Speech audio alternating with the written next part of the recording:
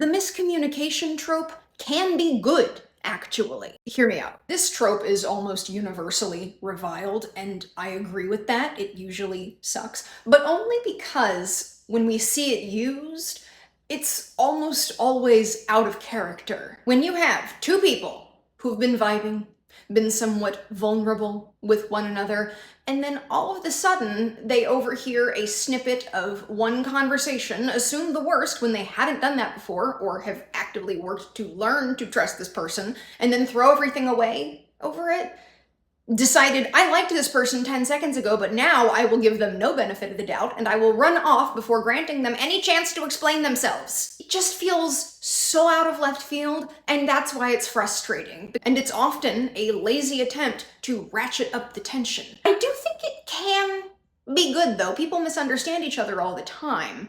And it can reveal something about the characters, too. Maybe they are both too stubborn and proud to deign to explain themselves to the other. So the other person maybe gives them the chance to explain, and they say, no, and they blow it. It's not that they took a sentence they overheard the other say out of context. It's that their hang-ups are getting in the way of them ever communicating effectively. Miscommunication can also be a great source of dramatic irony, where we know more than the characters, which raises the tension on its own, or where we see this oncoming disaster that they don't. But to be done well, it needs to be believable, given what we already know about the characters. It has to fit into their development.